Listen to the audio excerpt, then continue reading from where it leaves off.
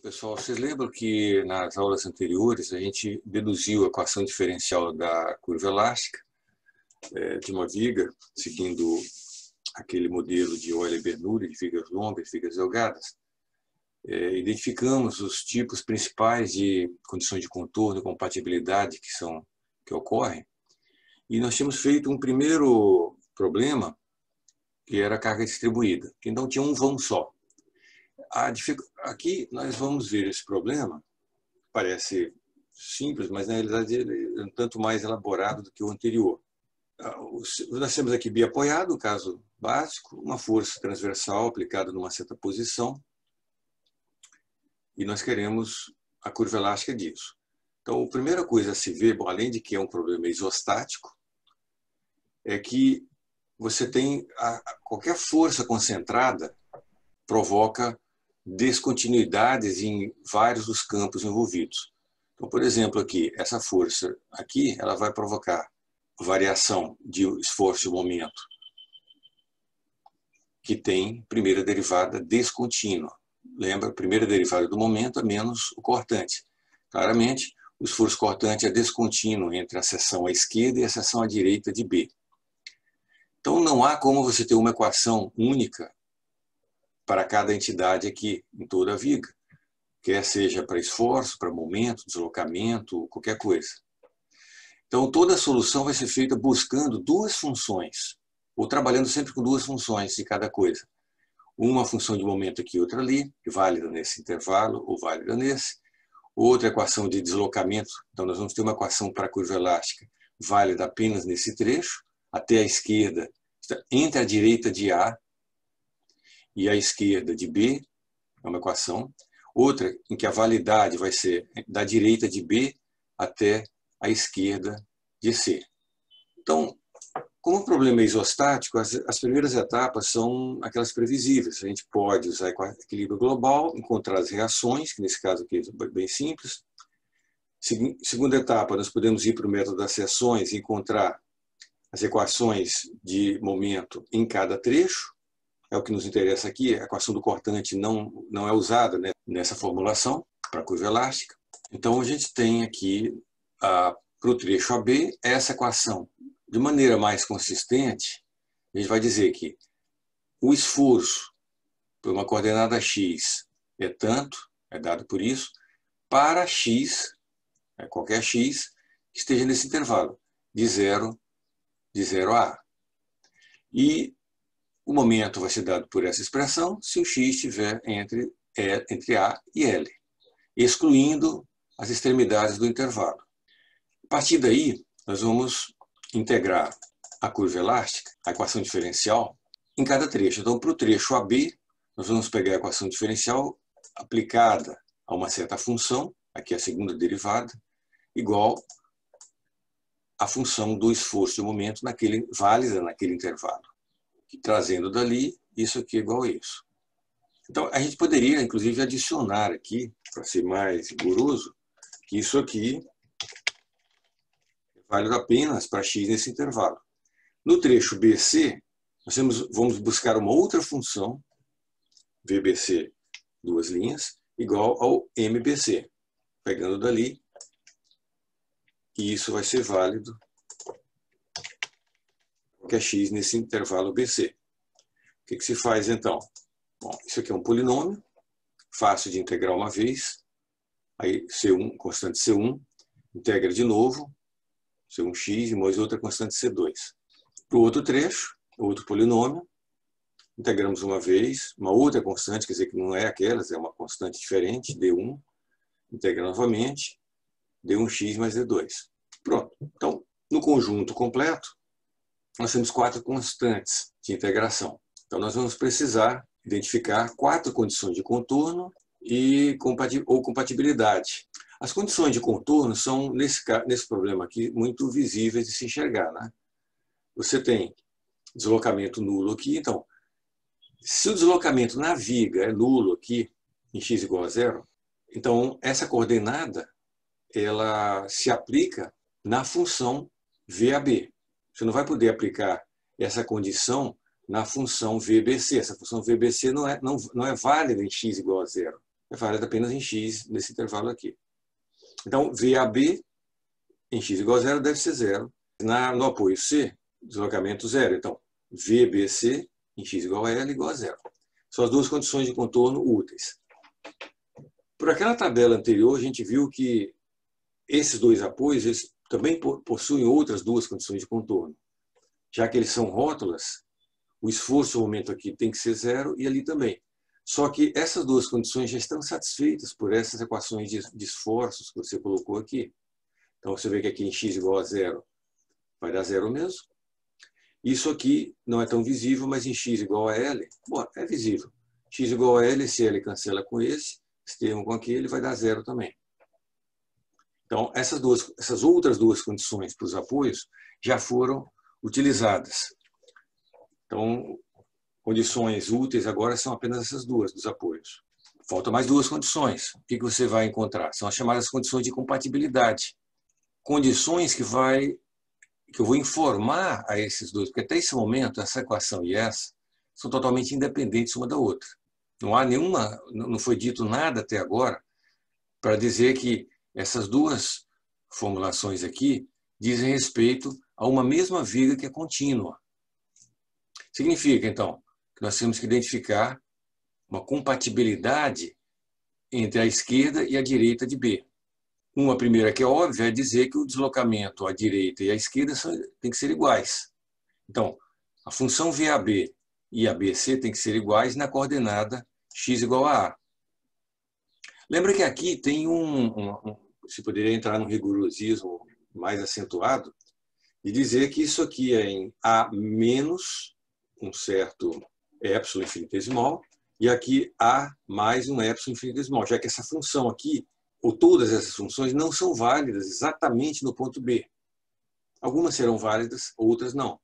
Por exemplo, o cortante não é válido em B. Já o momento é contínuo, o momento à esquerda e à direita são iguais. Tá? Mas aqui a gente vai escrever simplesmente, você vê que na posição x igual a A, deslocamento igual. Então nós queremos evitar essa situação com as condições de compatibilidade. Quando a gente informou que o deslocamento é igual, nós conseguimos algo que pode ser assim, mas nós não queremos isso aqui também. Correto? Nós queremos algo suave aqui na junção. Aí é que vem a segunda condição de compatibilidade, dizer que os tetas sejam iguais à direita e à esquerda. Eu não quero que faça um bico aqui, eu quero que essa tangente aqui e essa sejam iguais. Isso é que vai gerar a suavidade na curva elástica, que não tenha um bico ali. Lembra que aqui eu estou garantindo a continuidade da primeira derivada de V, mas não estou falando nada da segunda. De fato, a segunda derivada de V vai ser descontínua. Por quê? A segunda derivada de V pode ser descontínua. Aqui vai ser contínua, mas a terceira derivada de V, que é o cortante, vai ser descontínua. Então, alguma das derivadas vai terminar ficando descontínua. Próxima etapa. Nós vamos aplicar essas condições de contorno no sistema que eu tenho aqui. Então, por exemplo, eu vou construir 4 equações. Para V igual a VAB de 0 igual a 0, a primeira equação, essa primeira aqui, onde é que está? Essa primeira aqui, quando eu colocar x igual a 0, se eu coloco 0 aqui, igual a 0, então produz C2 igual a 0. É uma equação. VBC, x igual a L. Eu vou lá, pego daqui, x igual a L, igual a 0. Se eu coloco 0 aqui, aliás, L, né? L, vai ficar essa expressão aqui. Depois, agora a compatibilidade. VAB e VBC em x igual a A.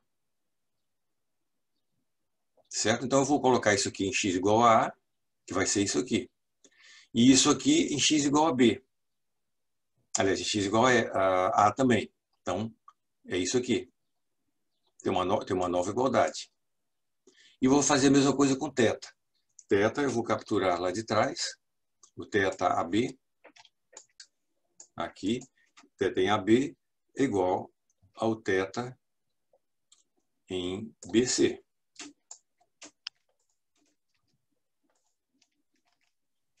em x igual a. Isso vai dar essa expressão aqui. Claro que tem alguma coisa que eu estou simplificando aqui, porque a viga inteira, a seção transversal, o modo de elasticidade é o mesmo em cada vão. Então, esse I aqui é igual a esse. Poderia ser diferente, percebem? Isso aqui poderia ser um I do trecho AB e aqui do trecho BC. Aqui poderia ser um material, aqui outro. Mas como eles são iguais, então a gente pode escrever essas relações aqui simplificando aquele termo, né? Porque o EI vai aparecer à esquerda e à direita aqui, à esquerda e à direita aqui. Aqui está igual a zero, eu posso também tirar o EI e aqui também. Então fica dessa forma. O que nós fazemos em seguida? Identificamos, reorganizamos isso e ordenamos um sistema matricial, que vai ficar dessa forma aqui. O procedimento é copiar cada equação dessa aqui. Então, essa primeira linha da matriz vezes esse vetor igual a zero é esse termo, essa equação. A segunda, o que eu faço? Eu jogo tudo que é conhecido pelo lado direito, que vai dar isso aqui, e do lado esquerdo fica o que sobrou, que depende das constantes de integração. D1L, então está aqui D1L, e D2 vezes 1. É a segunda equação, assim por diante, faço em todas elas. Então, eu construí um sistema algébrico, linear. Podemos ir para a outra etapa seguinte de resolver o sistema. O que eu fiz aqui de maneira literal, mas que vocês, boa parte das vezes, podem fazer de maneira numérica. Coloco os números aqui, os valores, e uso algum programa com uma rotina de achar essas soluções, essas constantes. Quando você tem as constantes, o que você faz? Leva de volta. Então, por exemplo, o que nós tínhamos aqui lá no começo? Tínhamos isso aqui, né? Vou pegar a parte simples aqui. Tem aqui a equação no trecho AB. Correto? Se você substitui essa expressão de C1 e C2 aqui, você vai encontrar a curva elástica no trecho AB. Se você deriva isso aqui, você vai encontrar o θ.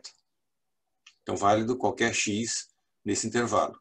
Você pega a equação lá para o BC, substitui D1, D2, vai encontrar essa coisa enorme aqui. Deriva, você vai encontrar isso aqui para o θ, qualquer x no intervalo BC. Se você quiser encontrar qualquer outra coisa, é só, tudo está dado agora a partir disso. Correto? Esse é o panorama completo. Vocês têm alguma dúvida? Não, tranquilo, professor. Você pode... Eu Sim. queria só você voltar um pouquinho na matriz. Matriz. E outra... Uma coisa que não ficou clara para mim é por que no θ AB e no θ BC o x é substituído por A. É condição de contorno, de compatibilidade. Lembra? Aqui a coisa vem disso aqui, é físico. A identificação disso aqui é físico. Você vai ter que olhar para a cara do seu problema, entender o que é isso, entender o que é isso aqui. Quer dizer, você quer compatibilizar aqueles dois sistemas de equações, que é esse e esse, tem que informar para eles que se trata, eles têm que ser coerentes um com o outro. Essas constantes não podem ser arbitrárias em relação a D, elas têm que ser amarradas. De tal forma que eles não produzem uma solução desse jeito. Não quero isso aqui. E nem isso aqui, nem aquilo ali. Não pode ter um bico. Então, quando eu falo que o V é igual a V em A, eu estou impedindo isso aqui de acontecer. É isso que eu queria saber? Sim, eu tinha esquecido que a primeira derivada era o θ. Isso, θ é a primeira derivada. É por V isso de que x. eu não estava... Isso aí é aquela consequência das hipóteses de Euler-Bernoulli, da viga de seção delgada. Tá bem? Então, a parte de problemas isostáticos, vamos ver, é tudo isso aqui. Aqui fica trabalhoso você fazer essas simplificações, às vezes, para ficar bonito assim, né?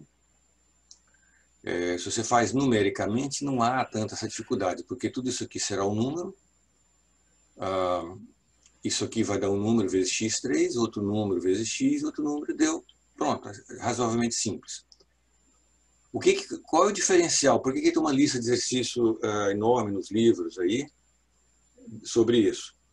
Nada mais é do que praticar.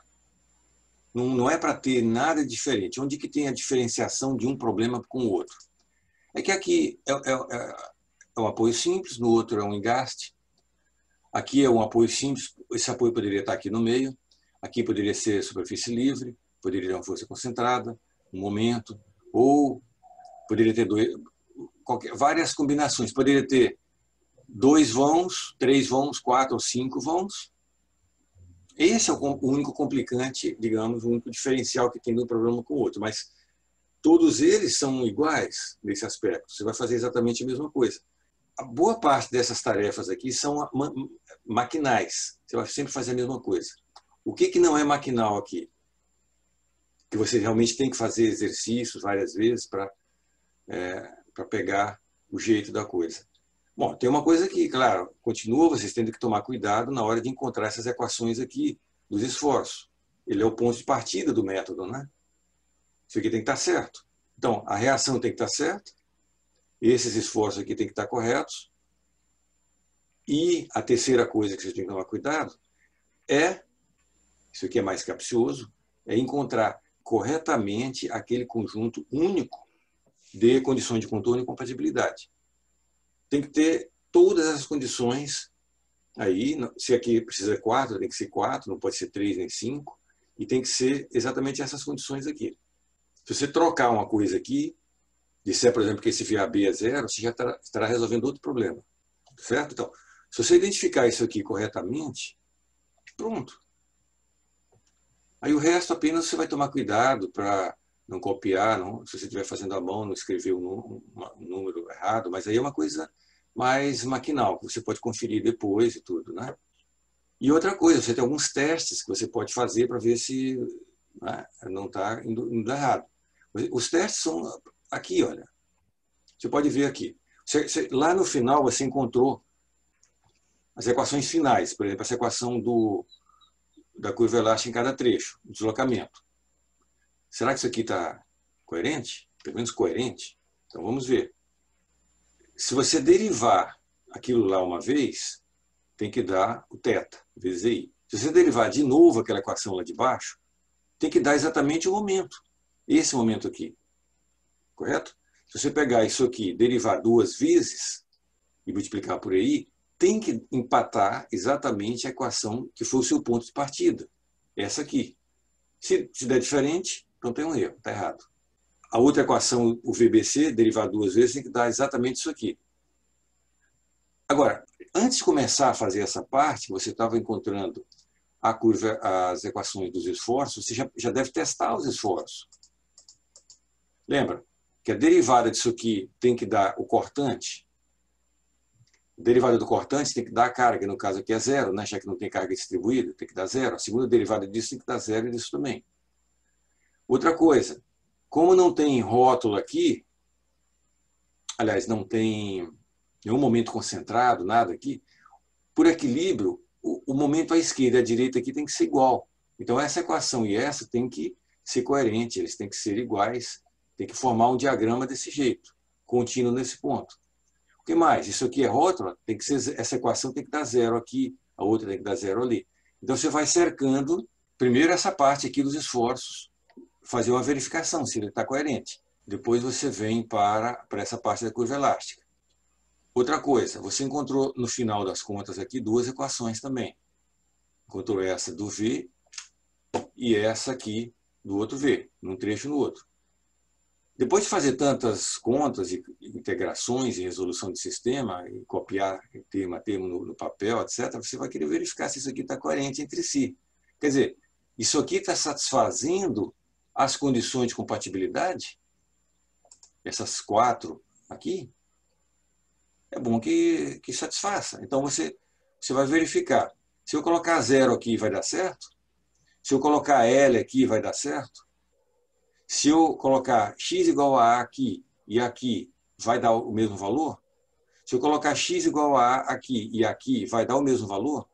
Basicamente, se tudo isso aí se confirmar, todas essas verificações se confirmar, você pode dizer que isso aí é a solução mesmo do problema. Você não fez um erro de sinal, um erro disso ou daquilo. O que não estará verificado é se você tiver errado na hora de escrever isso aqui. Isso aqui não é deduzido, né? Isso aqui é você que tem que criar. A partir, isso aqui tem que representar a física do seu problema. Se você identificar um desse aqui errado, pronto, aí não tem mais jeito. Você poderá até encontrar a solução correta lá no final, mas será a solução correta não desse problema aqui, mas de um outro problema. Ok. Vamos agora passar para a situação que de fato é mais comum no mundo, né? Problemas hiperestáticos. Vamos procurar aqui através de um exemplo. Esse exemplo 4, uma viga com a carga uniforme distribuída ali, 3 apoios. Pronto, isso já é suficiente, né, para torná-lo hiperestático, porque você tem as 3 reações e apenas 2 equações de equilíbrio não triviais, que é a somatória de forças em Y e de momentos em Z. Aí, né? Equilíbrio global. Então, o que a gente faz, a gente esquece isso aqui. Nós não vamos ficar tentando inventar engembração para usar isso aqui. Se você olhar, por exemplo, o livro do Hibbeler, ele faz nó em pingo d'água para conseguir misturar um bocado de equações para conseguir encontrar uma resposta. É possível. Eu conseguiria fazer com a prática que eu tenho. Para vocês que estão começando, eu acho altamente não recomendável misturar as coisas agora. Você deixa essas reações lá quietas, elas vão aparecer na última etapa do problema, da forma como nós vamos fazer aqui. Então, o que a gente faz? Nós vamos pegar e trabalhar exclusivamente com a equação diferencial da curva elástica. Então, nós vamos ter, para o trecho AB, nós vamos pegar a equação diferencial. É claro que agora tem que ser a equação de quarta ordem. Por quê? Porque ela está escrita em termos da carga distribuída, que é conhecida. Então, aqui fica banal, integro uma vez, outra, outra e outra. Aí, cada vez que eu integro, vão surgindo novas constantes de integração, vai surgir 4 aqui. Então, essas equações todas vão ser válidas no trecho AB, isto é, de 0 a L. Lembra que L é esse comprimento desse intervalo aqui. Aí, para o trecho BC, começo tudo de novo, pego a equação diferencial, agora é uma nova função aqui incógnita, VBC, a carga é a mesma, poderia não ser também, né? Integro 4 vezes, vou ter 4 constantes de integração, uma equação válida de L a 2L, daqui para lá, certo? Então, nós temos agora aqui 8 constantes de integração. Significa, nós vamos precisar de 8 condições de compatibilidade e de contorno. Então, vamos olhar aqui. Se a gente pega condições de apoio, tem o A, o B e o C. Então, aqui em A, é uma rótula na extremidade. Aqui nós temos que ter 2 condições. Uma dizendo, obviamente, o deslocamento transversal é 0. Então, o VAB igual a 0, em 0. E também o momento, o esforço de momento em A, que em x igual a 0, tem que ser 0. O que mais? Sobre esse apoio. Eu vou saber que à esquerda o deslocamento tem que ser 0, infinitesimalmente à esquerda de B. Então, o VAB em x igual a L igual a 0. E também à direita, então essa função que é válida aqui no segundo vão. Logo à direita aqui em x igual a L também, esse deslocamento aqui também é 0. E lá no outro apoio, VBC, tem que ser 0. Condições, essas 4 aqui nós já temos. O que mais? No apoio A, o esforço de momento é 0. Lá na outra extremidade, o momento também é 0. Então, tem que ser o momento BC. Momento BC na coordenada 2L, igual a 0. Aí sobram 2 condições aqui, que nós vamos ter que compatibilizar a esquerda e a direita. Nós já informamos que o deslocamento aqui é 0, a esquerda e a direita. Mas nós não queremos que forme um bico aí. 2 arcos assim, formando um bico nesse ponto. Correto? Nós não queremos 2 arcos assim. Nós queremos alguma coisa suave. Então, nós vamos ter que informar que o θ, quer dizer, a primeira derivada do V a esquerda e a direita são iguais, ambas em x igual a L. E aí vem alguma coisa que nós já vimos, né, quando a gente estava discutindo aquela tabela de condições de compatibilidade. Tem uma rótula aqui, né, mas lembra que essa rótula não está dentro da viga. Ela está fora. A viga está apoiada sobre a rótula. Então, vai haver uma flexão da viga aqui, mesmo nessa seção. Não tem momento fletor nessa seção, não é zero. Não é porque tem uma rótula aqui que o esforço aqui vai ser zero. É diferente aqui. O que se pode falar sobre esse momento? Você não sabe o valor dele. Mas aí você lembra daquelas correspondências que eu tinha feito. Você não sabe também qual é o θ, né? Qual o ângulo de inclinação aqui da viga nessa seção. Mas você sabe que a esquerda e a direita tem que ser igual. Então, o correspondente de θ é o momento. Então, você sabe que esse momento, a esquerda e a direita, são iguais. Você poderia chegar a essa conclusão aqui escrevendo a condição de equilíbrio, fazendo um diagrama de corpo livre aqui, fazendo um corte um pouco à esquerda, um corte um pouco à direita. Você vai ter que, por equilíbrio, o equilíbrio de momentos desse pedacinho é exatamente essa expressão aqui, que o momento à esquerda é igual ao da direita. Alguém tem alguma dúvida nessa parte aqui? Professor, Oi. se ali no ponto B, no apoio B, nós tivéssemos uma rótula na viga, a única coisa que mudaria nesse quadro seria ali na última linha que os momentos seriam igual a zero? Mas aí que está. Ou mudaria alguma outra coisa? Por exemplo, se isso aqui se a rótula está no meio, então são duas vigas aqui, aí pode haver um bico, né? Ali. Isso aqui pode ter um ângulo e fazer assim, isso aqui fazer um ângulo Assim. ali. Você quer dizer se a rótula, além de ter a rótula dentro da viga, ela também fosse impedida de deslocar ou não? Depende do que é, né? Vamos supor que sim, fosse impedido de deslocar Impedir na de deslocar. vertical e houvesse a Então, rótula. se for impedir de deslocar, aí você continua válido isso aqui. Aliás, essas duas aqui. Né? A esquerda e a direita, de B, deslocamento transversal é zero. Isso é uma coisa.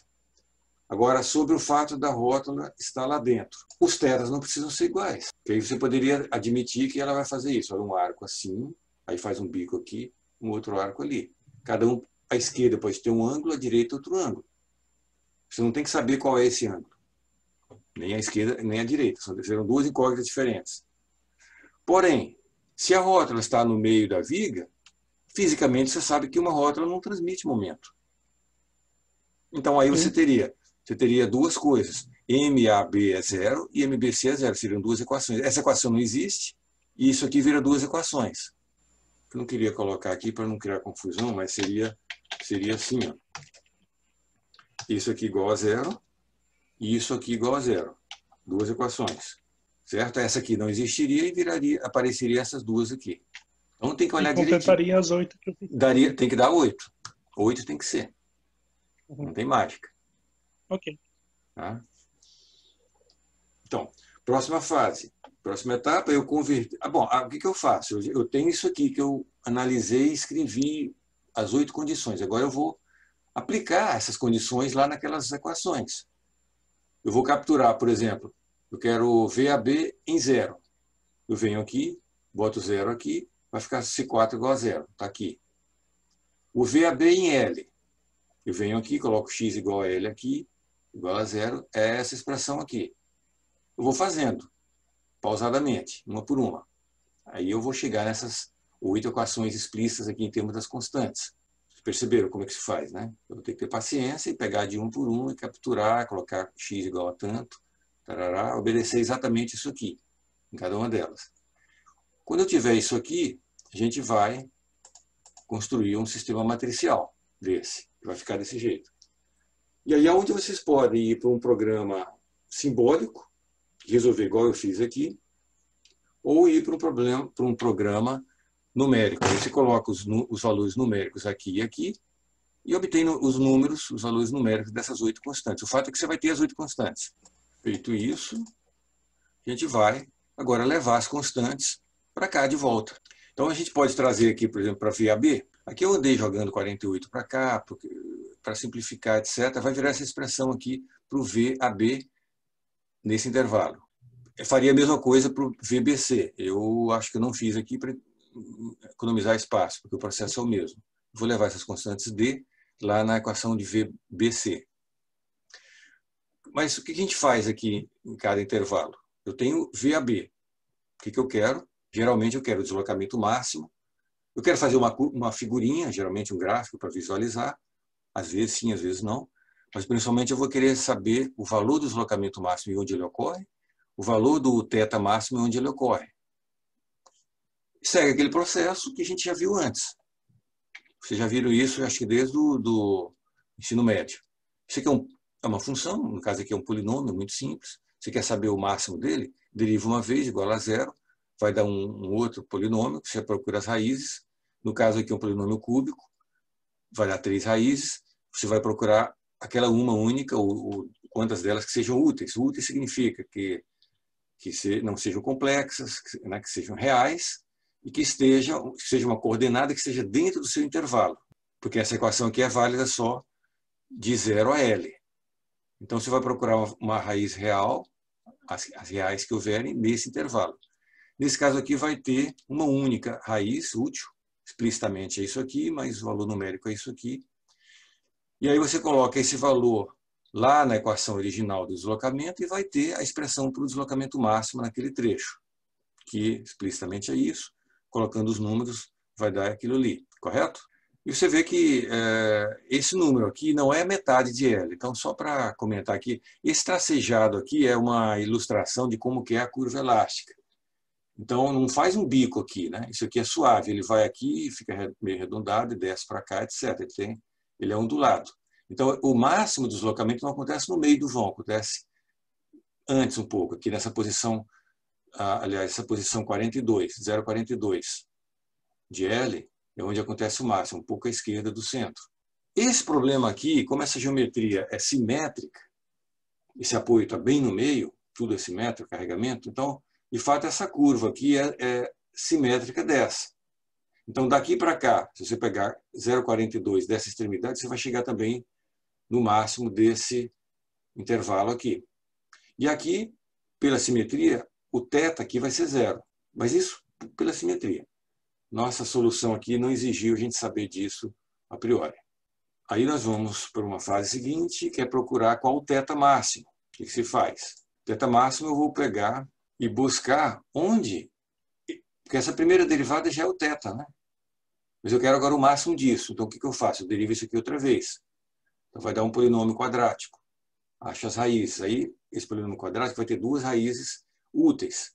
Duas raízes? Não, vai ter uma útil só, que é em x igual a 0 aqui. Então, levando essa coordenada x igual a 0 aqui para a expressão do θ, eu vou obter a expressão para o θ máximo, que acontece ali no apoio.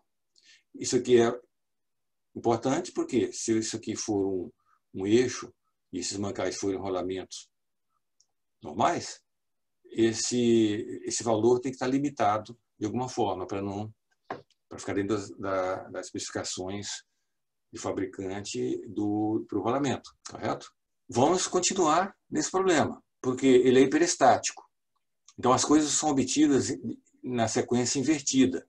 Primeiro encontramos a equação da curva elástica, o deslocamento. Agora é que nós vamos procurar os esforços. Se isso aqui agora já é conhecido, essas constantes já são conhecidas, eu tenho essa expressão conhecida, que é aquela que a gente usou aqui em cima. Se eu quero achar a equação do esforço do momento fletor nesse vão, o que eu tenho que fazer? Derivar duas vezes. Derivo duas vezes aí já é a própria equação do momento, que vai dar isso aqui. No momento no trecho AB, se eu fizer a mesma coisa no trecho BC, eu vou ter isso aqui também. Se eu quiser o cortante, o que eu faço? Derivada do momento é menos o cortante. Isso aqui é uma das equações diferenciais de equilíbrio de Fick em termos de esforço. Lembram? Derivada do momento é menos o cortante. Então, basta eu derivar isso aqui uma vez, eu vou ter menos o cortante. Vai dar isso aqui. No trecho AB, derivo aquilo, tem no trecho BC. E aí, finalmente, a última coisa que nós vamos obter vão ser as reações nos apoios. Percebe que é totalmente o contrário de quando o problema é isostático. Que lá, a primeira coisa que a gente faz é encontrar as reações, né, por equilíbrio global. Aqui vai ser a última coisa a ser feita. Lembra, por que precisa das reações? Alguém tem uma ideia? Alguém pode me comentar Por que a gente gasta esse tempo? Por que nós vamos calcular reações aqui? Se a gente nem precisou delas para resolver o resto do problema. Com esses, por exemplo, para que servem esses momentos aqui? Para você calcular as tensões nos pontos? Isso, para fazer todo aquele outro cálculo de modo de falha dependente de tensão. Você veja, que pode ser que a gente nem tivesse interesse na vida sobre deslocamento, né? Mas você precisaria encontrá-los para conseguir chegar nos esforços e aí conseguir chegar depois nas tensões. Então, aí a outra pergunta, para que nós vamos gastar o tempo agora procurando as reações? Aí tem uma pista? No projeto. Vamos pensar assim, você está projetando uma viga que é coisa de construção civil, que está parada, ou que é um suporte de uma máquina, ou mesmo que é um eixo. Temos aqui que é um eixo rotativo com 3 mancais. Onde que entra nesse projeto desse sistema a necessidade de eu saber as reações nos apoios? Simples, para projetar os apoios. Lembra que essas coisas aqui são só figurinhas, né? Diagramáticas, esse triangulinho, etc. Esse aqui. De fato, no projeto, você vai ter que, o quê? Por exemplo, escolher o rolamento. E como é que é escolhido o rolamento? Ou qualquer outro tipo de mancal? Uma das coisas é qual é a força que esse mancal vai ter que suportar. Esse R que eu vou ter que saber. 200 newtons, 2.000, 200.000 newtons, 20.000, o que é? Qual é o valor? Isso vai significar um rolamento desse tamanho, um rolamento desse tamanho aqui. Dessa largura aqui. Isso é que vai diferenciar na hora de você escolher. Você vai ter que entrar lá no catálogo e colocar o valor da força a ser transmitida. Correto? Não só o rolamento, mas a carcaça do rolamento também. E a base onde vai ser montada isso aí também vai ter que ser pensada de acordo com essas forças. Porque essas forças aqui são aquelas que vão ter que ser transmitidas através do resto da estrutura. Lembra que um eixo desse está dentro de um redutor de engrenagem, por exemplo, que tem vários outros eixos, tem uma carcaça, que essas coisas vão ter que ser sustentadas. Então, isso aqui você vai precisar saber. Vai ser a última coisa. Como é que nós vamos descobrir isso aqui? Nesse processo que nós estamos seguindo. Nós vamos descobrir por equilíbrio local, a partir das equações dos esforços. Tá? Vamos voltar naquela tabela que deve estar aqui. Vamos dizer... O primeiro item aqui, vamos pegar esse caso aqui. Vamos dizer que nós queremos a reação no apoio A. O que a gente faz? Usamos o método das seções. Fazemos um corte aqui, fazemos equilíbrio do lado esquerdo. O método das seções existe e funciona, e ele é correto em qualquer situação. Quer o problema seja isostático ou hiperestático. Por que a gente não usou ele aqui? Não é que ele vai dar resultado incorreto. A questão é que, normalmente, se a gente fosse usar esse método lá no começo, e eu poderia fazer um corte aqui, fazer esse diagrama de corpo livre aqui, né? Mas qual seria a utilidade lá no começo? Não teria grande utilidade. Por quê? Porque eu não conheço os esforços e também não conheço a reação. No problema isostático, ele é útil por quê? Porque primeiro eu já achei as reações. Quando eu faço esse diagrama aqui, esse corte, isso aqui já é conhecido, aí eu descubro o valor do cortante ali. Quando o problema é isostático, a gente faz isso. Já de início, a gente descobre isso. Agora, num problema hiperestático, você não tem como, a priori, achar isso aqui. Só que nós já resolvemos o problema todinho. Então, quando a gente fizer esse diagrama aqui, a gente estará andando no sentido contrário, na seguinte maneira, em que, quando eu faço isso, eu vou ter sempre um equilíbrio, né, entre essas forças, por exemplo, entre essa cortante e esse aqui. Só que nesse ponto do trajeto, isso aqui agora eu conheço. O cortante, nessa seção, eu conheço. Por quê? Porque eu já tenho a equação do cortante aqui, para qualquer x do intervalo. Então, se eu colocar x igual a 0 aqui, eu teria o cortante logo aqui à direita desse apoio. Se eu conheço o cortante ali, por equilíbrio, posso tirar a reação. E é o que eu faço. A reação ali é menos o cortante em 0. Pego a equação aqui, vai dar isso aqui. Perceberam? Então, eu vou considerar... Oi. Eu estou com uma dúvida meio de Mexol A. Uhum. Isostático e hiperestático. Qual que é É a quantidade de reações ou apoios. Eu não estou conseguindo diferenciar, não lembro. O isostático, o número de reações incógnitas, é o mesmo número de equações de equilíbrio global não triviais que você tem. Lembra? Num problema qualquer, você tem até 6. O equilíbrio global de um corpo é escrito como 2 equações vetoriais. Uma equação que é equilíbrio de força e outra de momento. Cada uma delas tem 3 componentes, x, y, z. Então dá 3 equações de equilíbrio de força e 3 de momento. Só que boa parte delas, num problema simples assim, são triviais. Por exemplo, como eu não apliquei nenhuma força aqui axial, então, se eu escrever a equação de equilíbrio axial aqui, não vai me dar nenhuma ajuda, porque vai ser 0 igual a 0, uma equação trivial. Então, das 6 equações possíveis aqui, só 2 são não triviais. Forças em Y e momentos em Z em relação a qualquer ponto. 2. E eu tenho 3 reações, então é hiperestático. Isostático é igual, que é o que acontece, por exemplo, num outro problema que nós acabamos de resolver. 2 reações, 2 equações globais de equilíbrio. E aí, quando ele é isostático, você tem essa oportunidade de, usando as duas, no caso aqui, as 2 equações de equilíbrio disponíveis, você encontra já, a priori, o valor das reações. E isso é o que permite você usar aquela equação da curva elástica de segunda ordem. Então, lá, você começa já a solução bem aqui nessa etapa. Porque isso aqui, problema isostático, você já conhece isso aqui. Então, você só integra daqui para cá. Aí fica só 2 constantes. Sendo hiperestático, você começa lá de trás, da equação de quarta ordem, em que isso aqui é conhecido. Aí você integra 4 vezes. Por isso é que surge mais constante de integração. Obrigado. Então, agora voltando a essa parte aqui. Então, o processo que nós temos de achar reações a partir das equações dos esforços e usando o método das seções. Aqui eu fiz um corte logo à direita do apoio A, ficou assim. Se eu fizer um corte logo à esquerda do apoio C, vai ter algo similar. Aí eu vou usar essa equação do cortante VBC, eu coloco x igual a 2L ali, simplifico, vai dar isso. Se eu fizer, por exemplo, um corte à direita e outro à esquerda em torno de B, também eu posso fazer equilíbrio e vou encontrar uma outra equação para achar essa reação aqui, que vai dar isso aqui. Esse é um procedimento. Outro procedimento, que é misto. Quantos graus de redundância eu tenho nesse problema hiperestático? Isto é, quantas reações a mais existem, além do número de equações de equilíbrio globais não triviais? Eu tenho 2 equações globais e 3 reações. Eu tenho uma equação, digamos, um apoio redundante.